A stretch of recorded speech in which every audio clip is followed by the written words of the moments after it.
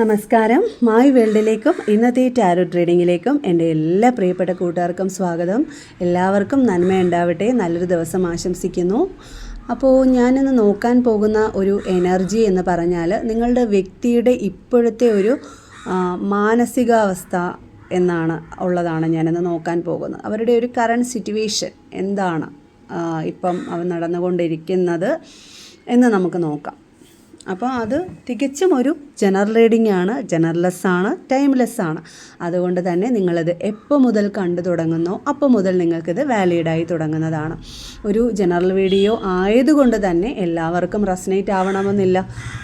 Resonate ആവുകയാണെങ്കിൽ മാത്രം നിങ്ങളിത് എടുത്താൽ മതി, അതല്ലെങ്കിൽ വിട്ടുകളയുക. ഫോഴ്സ്ഫുള്ളി ഒന്നും നമ്മളിലേക്ക് വലിച്ചടുപ്പിക്കാനായിട്ട് ശ്രമിക്കരുത്. അപ്പോൾ വളരെ പീസ്ഫുള്ളായിട്ടുള്ളൊരു അന്തരീക്ഷത്തിൽ വിശ്വാസത്തോടു കൂടി ഇരുന്ന് വേണം റീഡിങ്ങുമായിട്ട് കണക്റ്റ് ആവാൻ. നിങ്ങളുടെ വ്യക്തിയെ മനസ്സിൽ ആലോചിച്ചിട്ട് വളരെ പോസിറ്റീവ് മൈൻഡോട് കൂടി ടാരോ ട്രേഡിംഗ് വിശ്വാസമുള്ളവർ മാത്രം കാണാൻ ശ്രമിക്കുക, അതല്ലെങ്കിൽ സ്കിപ്പ് ചെയ്ത് കളയുക. കാണാതിരിക്കുന്നതാണ് നല്ലത്. കാരണം ആ ഒരു ടാരോ കാർഡെന്ന് പറയുന്ന അത് കണക്കൊരു പവിത്രമായിട്ടുള്ള ഒരു കാർഡാണ്. ഒരു ആസ്ട്രോളജി എന്ന പോലെ നമ്മുടെ ലൈഫുമായിട്ട് ഒരുപാട് കണക്റ്റ് ചെയ്ത് നിൽക്കുന്ന, യൂണിവേഴ്സുമായിട്ട് ടച്ച് ചെയ്ത് നിൽക്കുന്ന ഒരു എനർജി കാർഡ്സാണ് ഈ ടാരോ ട്രേഡിംഗ് എന്ന് പറഞ്ഞത്. അപ്പം വിശ്വാസത്തോടു കൂടി മാത്രം നിങ്ങൾ കാണാൻ ശ്രമിക്കുക. പിന്നെ എന്നെ സപ്പോർട്ട് ചെയ്യുന്നതിനും എന്നെ സ്നേഹിക്കുന്നതിനും ഒക്കെ ഒരുപാട് നന്ദിയുണ്ട്. എൻ്റെ ചാനൽ ഇഷ്ടപ്പെടുകയാണെങ്കിൽ തീർച്ചയായും സബ്സ്ക്രൈബ് ചെയ്യാനും ലൈക്കും ഹൈപ്പും തരാനും മറക്കരുത്. ഇതിനകത്ത് മെമ്പർഷിപ്പുണ്ട്. മെമ്പർഷിപ്പിൽ ജോയിൻ ചെയ്യാൻ നിങ്ങൾക്ക് താല്പര്യമാണെങ്കിൽ തീർച്ചയായും നിങ്ങൾ അതിൻ്റെ പ്രസ് ബട്ടണിൽ ക്ലിക്ക് ചെയ്യുക. നമുക്ക് ലൈവിൽ വന്നിട്ട് നിങ്ങൾക്കുള്ള മെമ്പേഴ്സിന് മാത്രമായിട്ട് ലൈവ് ചെയ്തിട്ടുള്ള നിങ്ങൾക്കുള്ള സംശയങ്ങളും കാര്യങ്ങളും ഒക്കെ നമുക്ക് നോക്കാവുന്നതാണ്. ഓക്കെ, അപ്പം എന്നെ സ്നേഹിക്കുന്നതിന് ഒരിക്കൽ കൂടെ നന്ദി പറഞ്ഞുകൊണ്ട് ഞാൻ റീഡിങ്ങുമായിട്ട് കണക്റ്റ് ആവുകയാണ്. അപ്പോൾ എനിക്ക് ഇന്നത്തെ നിങ്ങളുടെ പേഴ്സൻ്റെ ഒരു കറണ്ട് എനർജി ആയിട്ട് എനിക്ക് കിട്ടിയേക്കുന്ന ഒരു സ്പ്രെഡ് ഇതാണ്. അവരുടെ ഒരു എനർജി ആയിട്ട് 4 ഓഫ് പെൻറ്റിക്കിൾസ് ആണ് എനിക്ക് കിട്ടിയേക്കുന്നതെന്ന് പറഞ്ഞാൽ അത് അവരെല്ലാം അവരുടെ ഒരു സ്വഭാവം എന്ന് പറഞ്ഞാൽ ഒന്നും തുറന്ന് പറയുന്ന ഒരു വ്യക്തിത്വത്തിന് ഉടമയല്ല അവർ എന്നുള്ളതാണ്. എല്ലാം ഒളിപ്പിച്ച് വെച്ചേക്കുകയാണ്. സ്വന്തം തെറ്റുകളായിക്കൊള്ളട്ടെ, എന്ത് കാര്യമാണെങ്കിലും അത് ഹൈഡ് ചെയ്ത് പിടിക്കുന്ന ഒരു സ്വഭാവമാണ്. അവരുടെ മൊത്തത്തിലൊരു തകർച്ചയ്ക്കും അവരുടെ ഇപ്പോഴത്തെ ഒരു സാഹചര്യത്തിനും എല്ലാം കാരണമെന്ന് പറയുന്നത് അവരുടെ ഈ ഒരു സ്വഭാവം തന്നെയാണെന്ന് വേണമെങ്കിൽ പറയാം. സ്നേഹമാണെങ്കിലും എന്ത് കാര്യമാണെങ്കിലും മറ്റുള്ളവരിൽ നിന്ന് അത് മറച്ചു പിടിക്കുകയാണ്. അതാണ് അവർക്ക് നീതി, ജസ്റ്റിസ്, ഇവിടെ സെക്കൻഡ് കാർഡായിട്ട് ജസ്റ്റിസാണ്. ആ നീതി അവർക്ക് ഇപ്പോൾ കിട്ടുന്നില്ല എന്നുള്ളതാണ് ദ ഹാങ്ഡ് മാൻ ആയിട്ട് ഇവിടെ വരുമ്പോൾ കാണിക്കുന്നത്. അപ്പോൾ ആ ഒരു നീതി നിഷേധത്തിന് കാരണം അവർക്ക് ഇപ്പോഴത്തെ ഒരു തല കീഴായിട്ട് നിൽക്കുന്ന ഒരു സാഹചര്യമാണ് ദ ഹാങ്ഡ് മാൻ എന്ന് പറയുമ്പോൾ. മൊത്തത്തിൽ എന്ത് ചെയ്തിട്ടും എത്ര ചിന്തിച്ചിട്ടും എല്ലാം തടസ്സമായിട്ട് നിൽക്കുന്ന ഒരു സാഹചര്യം, പ്രതീക്ഷയ്ക്കൊത്തും ഉയരാൻ കഴിയാത്ത ഒരു സാഹചര്യം എന്നൊക്കെ വേണമെങ്കിൽ ദ ഹാങ്ഡ് മാൻ പറയാം. പക്ഷേ എന്ത് കാര്യങ്ങൾ ചിന്തിച്ചാലും ഒരു ബ്ലോക്കേജായിട്ട്, ഒരു തടസ്സമായിട്ട് വരുന്നു, നീതി നിഷേധിക്കപ്പെടുന്നു. അതിന് കാരണം അവരുടെ സ്വഭാവം തന്നെയാണ്. അവരുടെ ഒരു ഹൈഡ് ചെയ്ത് വെച്ച ആ ഒരു സ്വഭാവം കുടുംബത്തിൻ്റെ തകർച്ചയ്ക്കാണെങ്കിലും ജീവിതത്തിൻ്റെ കരിയറിൻ്റെ തകർച്ചയ്ക്കാണെങ്കിലും എല്ലാം കാരണം അവരുടെ ഒരു സ്വഭാവം കൊണ്ട് തന്നെയാണ്. അപ്പം ഈ ഒരു ഡെത്ത് ആൻഡ് റീബർത്താണ് അവർ ആഗ്രഹിക്കുന്നത്. പുതിയൊരു തുടക്കം, എല്ലാത്തിൽ നിന്നും പുതിയൊരു തുടക്കമാണ് അത് ആഗ്രഹിക്കുന്നത്.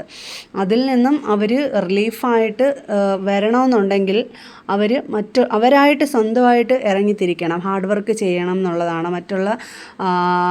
മറ്റുള്ള കാര്യങ്ങളെല്ലാം ഉപേക്ഷിച്ച് അവരുടേതായിട്ടുള്ള കാര്യത്തിൽ എന്താണ് അവർക്ക് ഉയർച്ച വരുന്നത് അതിലോട്ട് കോൺസെൻട്രേറ്റ് ചെയ്യുക എന്നുള്ളതാണ് ഒരു സൊല്യൂഷനായിട്ട് ഇവിടെ കാണുന്നത്.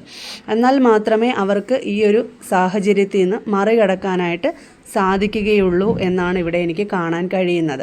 അപ്പം ആ ഒരു ഹാർഡ് വർക്ക് അവർ സ്വന്തം കൈ തലയ്ക്ക് വെച്ചെങ്കിലേ മുന്നോട്ട് പോകാൻ പറ്റത്തുള്ളൂ, ഇല്ലേ? നമുക്കൊരു രക്ഷപ്പെടണമെന്നുണ്ടെങ്കിൽ ഒരിക്കലും മറ്റുള്ളവർ വിചാരിക്കാനായിട്ട് പറ്റത്തില്ല. നമ്മുടെ രക്ഷ നമ്മൾ തന്നെ കണ്ടുപിടിക്കുക. നമ്മളുടെ നെഗറ്റിവിറ്റി എന്താണെന്ന് സ്വയം മനസ്സിലാക്കി നമ്മൾ അതിൽ നിന്ന് പുറത്ത് വരണം. എന്നാൽ മാത്രമേ നമുക്ക് മുന്നോട്ട് പോകാൻ പറ്റത്തുള്ളൂ. അതിന് അവരായിട്ട് തന്നെ ഇറങ്ങി തിരിച്ചെങ്കിൽ ഉണ്ടെങ്കിൽ അവരുടെ പ്രശ്നങ്ങൾക്ക് അവരുടെ കയ്യിൽ തന്നെ സൊല്യൂഷൻ ഉണ്ട് എന്നുള്ളതാണ് സത്യം. പക്ഷേ അവരത് മനസ്സിലാക്കാതെ സ്വയം കണ്ണ് കെട്ടി സ്വയം തളയ്ക്കപ്പെടുന്ന ഒരവസ്ഥയിൽ ആണ് ഇപ്പം നിൽക്കപ്പെട്ടിരിക്കുന്നത്. അത് അവരുടെ കയ്യിലുണ്ട്. അവരുടെ പ്രശ്നത്തിന്, എല്ലാ പ്രശ്നത്തിനും ഒരു പരിഹാരം എന്നുള്ളത് അവരുടെ കയ്യിൽ തന്നെയുണ്ട്. 8 ഓഫ് സോൾസ് പറയുന്നത് ഇതാരും കെട്ടിയിട്ടതല്ല, സ്വയം കെട്ടിയ കെട്ടാണ് ഇതിനകത്ത്. അപ്പോൾ അവർക്ക് ഇതിൽ നിന്ന് രക്ഷപ്പെട്ട് പുറത്ത് കടക്കണമെന്നുണ്ടെങ്കിൽ തീർച്ചയായും അവർ തന്നെ വിചാരിക്കണം എന്ന് തന്നെയാണ് എനിക്കിവിടെ കാണാൻ കഴിയുന്നത്. അങ്ങനെ വിചാരിച്ചു കഴിഞ്ഞാൽ തീർച്ചയായും അവരുടെ മനസ്സിൻ്റെ ഒരു സന്തോഷവും സമാധാനവും എല്ലാം ഒരു 3 ഓഫ് കപ്സ് അവർക്ക് വീണ്ടെടുക്കാനായിട്ട് സാധിക്കും എന്ന് തന്നെയാണ് ഇവിടെ. അവർക്ക് ലക്ഷ്യസ്ഥാനത്ത് തീർച്ചയായും എത്താൻ സാധിക്കും എന്നുള്ളതാണ് ഇവിടെ കാണാൻ കഴിയുന്നത്. പുതിയൊരു തുടക്കത്തിനുമൊക്കെ അവർക്ക് സാധിക്കും. പക്ഷേ എല്ലാ പരിഹാരം ഇല്ല, ചോക്ക് മലയിൽ ഇരുന്നിട്ട് ചോക്ക് തേടി പോവുക എന്ന് പറയത്തില്ലേ, എന്നൊരു പഴഞ്ചൊല്ലില്ലേ. എല്ലാം നമ്മുടെ കയ്യിലുണ്ട്, പക്ഷേ അത് നമ്മൾ കാണുന്നില്ല, നമ്മളെ ഉൾക്കണ്ണ് കാണുന്നില്ല എന്നുള്ളൊരു സത്യമാണ് എനിക്കിവിടെ കാണാൻ കഴിയുന്നത്. അവരുടെ പ്രശ്നങ്ങൾക്കെല്ലാം ഒരു സൊല്യൂഷൻ അവരുടെ കയ്യിലുണ്ട്. എന്നിട്ടും അവർ ഈ ഒരു ഹാങ്ഡ് ആയിട്ടുള്ളൊരു സാഹചര്യത്തിൽ നിൽക്കുകയാണ്. അത് ചിന്തിച്ച് പ്രവർത്തിച്ച് മുന്നോട്ട് പോകുന്നില്ല എന്നുള്ളതാണ് എനിക്കിവിടെ കാണാൻ കഴിയുന്നത്. അപ്പം ഇവിടെ ഒരു കുടുംബ ബന്ധത്തിൻ്റെയും ഒക്കെ ഒരു തകർച്ചയ്ക്ക് ഒരു ടവർ സിറ്റുവേഷൻ എല്ലാം അവർ വിചാരിച്ചാൽ അവർക്ക് മുന്നോട്ട് പോകാനായിട്ട് സാധിക്കും. ആ ഒരു പ്രശ്നം അവർക്ക് പരിഹരിച്ച് ഒരു സഫലീകരണത്തിലോട്ട് പോകാനായിട്ട് തീർച്ചയായിട്ടും അവർക്ക് സാധിക്കുന്ന മനുഷ്യർ തന്നെയാണ്. അപ്പം ഒന്നിനും അങ്ങോട്ട് അവർ മുൻകൈ എടുക്കുന്നില്ല എന്നുള്ളതാണ് സത്യം എനിക്കിവിടെ കാണാൻ കഴിയുന്നത്. അവർ ഒരു സ്വയം കുഴിച്ച കുഴിയിൽ സ്വയം വീണ ഒരവസ്ഥയിൽ നിൽക്കുകയാണ്. സ്വന്തമായിട്ട് അവർ സൃഷ്ടിച്ചെടുത്തതാണ് ഈ ഒരു പ്രശ്നങ്ങളും ഈ ഒരു ടവർ സിറ്റുവേഷനും, കുടുംബ ബന്ധത്തിൻ്റെ തകർച്ച, അവരുടെ കരിയറിലെ തകർച്ച, എല്ലാ പ്രശ്നത്തിനും പരിഹാരം അവരുടെ കയ്യിൽ തന്നെ ഉണ്ട് എന്നുള്ളതാണ്. പക്ഷേ സമാധാനപരമായിട്ട് ഇരുത്തി അവരെ ആലോചിക്കുന്നില്ല, എനിക്ക് എന്താണ് പറ്റുന്നത്, അല്ലെ ഞാൻ ഇങ്ങനെ ചെയ്തത് കൊണ്ടല്ലേ എനിക്ക് ഇങ്ങനെ വന്നത് എന്ന് സ്വയം ചിന്തിച്ച് പെരുമാറാനായിട്ട് അവർ മനസ്സ് കാണിക്കുന്നില്ല. അവരുടെ പ്രശ്നങ്ങൾക്കെല്ലാം അവരുടെ കയ്യിൽ തന്നെ പരിഹാരമുണ്ട്. പക്ഷേ അവരത് മുൻകൈ എടുക്കുകയാണെങ്കിൽ തീർച്ചയായും അവർക്ക് അവരുടെ കരിയർ മെച്ചപ്പെടുത്തുവാനും ഉയർച്ചയിലേക്ക് കൊണ്ടുവരാനും അവർക്ക് അവരുടെ കുടുംബ ബന്ധം ഒന്നിപ്പിക്കുവാനും ആ കുടുംബ ബന്ധത്തിൻ്റെ തകർച്ച അവസാനിപ്പിക്കാനും പ്രശ്നങ്ങളും എല്ലാം മാറ്റിയെടുത്ത് ഒരു 9 ഓഫ് പെൻറ്റിക്കിൾസ് ഒരു സഫലീകരണത്തിന് അവർക്ക് സാധിക്കും എന്നുള്ളതാണ്. ഇത് സൺ കാർഡാണ് എനിക്കിവിടെ ബോട്ടമായിട്ട് കിട്ടിയേക്കുന്നത്. ഒരു പുതിയ തുടക്കത്തിന് അവർ വിചാരിച്ചാൽ തീർച്ചയായിട്ടും സാധിക്കും. അപ്പം നമ്മളുടെ പ്രശ്നങ്ങൾ പരിഹരിക്കാൻ നമുക്കേ കഴിയത്തുള്ളൂ. അത് എത്ര ഇനി ഏത് കോടതി പോയെന്നിരുന്നാലും ഏത് ആളുകൾ ഇടപെട്ടെന്നിരുന്നാലും നമ്മുടെ കൈ നമ്മുടെ തലയ്ക്ക് വെച്ചെങ്കിലേ നമുക്കതിന് സമാധാനം കിട്ടത്തുള്ളൂ. അപ്പം നമ്മൾ വിചാരിക്കണം, നമ്മളെ ഇൻറ്റ്യൂഷൻ നമ്മുടെ ഉള്ളിൽ കാണുമല്ലോ നമുക്കത് മുന്നോട്ട് പോകണം, പ്രശ്നങ്ങൾ പരിഹരിക്കണം. ആ ഇൻറ്റ്യൂഷൻ അനുസരിച്ച് നമ്മുടെ ഉള്ളിൽ തന്നെ ഇരുന്നാൽ പോരാ. ആ ഇൻറ്റ്യൂഷൻ പുറത്ത് നമ്മളത് പ്രാവർത്തികമാക്കാനായിട്ട് ശ്രമിച്ചാൽ മാത്രമേ എല്ലാ പ്രശ്നങ്ങൾക്കും, ഇനി നിങ്ങളെ വ്യക്തിക്ക് മാത്രമല്ല, ഇൻ കേസ് ഈ ഒരു റീഡിങ് കാണുന്ന എല്ലാ വ്യക്തികളെയും സംബന്ധിച്ചുള്ള ഒരു റീഡിംഗ് ആയിട്ട് തന്നെ എടുക്കാം. നമ്മുടെ പ്രശ്നത്തിന് നമ്മൾ തന്നെ പരിഹാരം ഉണ്ടാക്കിയെടുത്താൽ മാത്രമേ നമുക്കതിനകത്ത് മുന്നോട്ട് പോകാനായിട്ട് സാധിക്കുകയുള്ളൂ. മറ്റുള്ളവരെ ഇടപെടുത്താതിരിക്കുന്നതാണ്. നമ്മുടെ തീരുമാനങ്ങൾ നമ്മളെ ആശ്രയിച്ചിരിക്കും.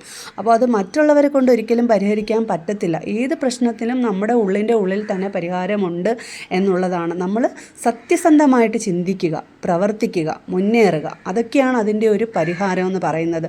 നീതിയുക്തമല്ലാത്ത ഒരു പ്രവൃത്തിയും നമ്മളെ ഈ ഒരു അവസ്ഥയെ കൊണ്ട് എത്തിക്കും എന്ന് പറയുന്നതാണ് സത്യം. ഒരു ടവർ സിറ്റുവേഷൻ, ഈ ഒരു സാഹചര്യം, ഇതൊക്കെ നമ്മളായിട്ടുണ്ടാക്കിയെടുക്കുന്നതാണ്. അപ്പോൾ ഈ ഒരു സാഹചര്യത്തിൽ നിന്ന് രക്ഷപ്പെടണമെന്നുണ്ടെങ്കിൽ നമ്മളെ കയ്യിൽ തന്നെ പരിഹാരമുണ്ട്. അപ്പോൾ അത് നമ്മളെ മനസ്സിലെ ഇൻറ്റ്യൂഷൻ അനുസരിച്ച് നമ്മൾ മുന്നേറാനും കൂടെ ശ്രമിച്ചു കഴിഞ്ഞാൽ തീരാവുന്ന പ്രശ്നങ്ങളേ ഉള്ളൂ. അപ്പോൾ നിങ്ങളുടെ വ്യക്തിയുടെ തകർച്ചയ്ക്ക് കാരണം അവരുടെ കയ്യിൽ തന്നെയുണ്ട്. അത് അവരുടെ ഈഗോ മാറ്റി വെച്ച് ഞാൻ ചെയ്യുന്നത് തെറ്റാണ്, അപ്പോൾ മറ്റുള്ളവർക്ക് നന്മ ചെയ്യണം, അപ്പോൾ ആ ഒരു ഞാൻ കാരണം എത്രയോ പേര് ദുഃഖിക്കുന്നുണ്ട്, പ്രശ്നങ്ങൾ ഉണ്ടാവുന്നുണ്ട്, അപ്പം ഞാൻ തന്നെ മുൻകൈ എടുത്തൊരു പരിഹാരം മുന്നോട്ട് വെച്ച് കഴിഞ്ഞാൽ തീർച്ചയായും എല്ലാവരുടെയും പ്രശ്നങ്ങൾ മാറിക്കിട്ടും, സങ്കടങ്ങൾ മാറിക്കിട്ടും. നമ്മൾ കുറച്ച് കാലം ജീവിക്കുന്നു, ആ ഉള്ള കാലം നമുക്ക് സന്തോഷമായിട്ട് പോവാം എന്ന് അവരായിട്ട് ചിന്തിച്ച് പ്രവർത്തിച്ച് കഴിഞ്ഞാൽ തീർച്ചയായും ഇപ്പോൾ അവർ അഭിമുഖീകരിച്ച് കൊണ്ടിരിക്കുന്ന പ്രശ്നങ്ങൾക്കൊക്കെ ഒരു ശാശ്വതമായിട്ടുള്ള ഒരു പരിഹാരം ഉണ്ടാക്കാനായിട്ട് പറ്റും. ദ സൺ കാർഡ് വന്നു. Second the ace of cups ആണ്. തീർച്ചയായും അവരുടെ മനസ്സിലുണ്ട്, അവരുടെ കയ്യിൽ തന്നെയുണ്ട്, അവരുടെ പ്രശ്നത്തിനുള്ള പരിഹാരം അവരുടെ കയ്യിൽ തന്നെ ഇരിപ്പുണ്ട് എന്നത് ഇവിടെ കാണിക്കുന്നുണ്ട്. ഓക്കെ, അപ്പോൾ എനിക്ക് ഇന്ന് കിട്ടിയേക്കുന്ന ഒരു റീഡിംഗ് ആയിട്ട് കിട്ടിയേക്കുന്നത് ഇതാണ്. അപ്പോൾ ഇന്നത്തെ ഒരു സ്പ്രെഡായിട്ട് എനിക്കിതാണ് കിട്ടിയേക്കുന്നത്. അത് എത്ര പേർക്ക് റെസനേറ്റ് ആവുമെന്ന് എനിക്കറിയില്ല. റെസനേറ്റ് ആവുമെങ്കിൽ എൻ്റെ പോസിറ്റിവിറ്റി നിങ്ങളിലേക്ക് ക്ലെയിം ചെയ്യുക, യൂണിവേഴ്സിനോട് നന്ദി പറയുക. Okay, thank you.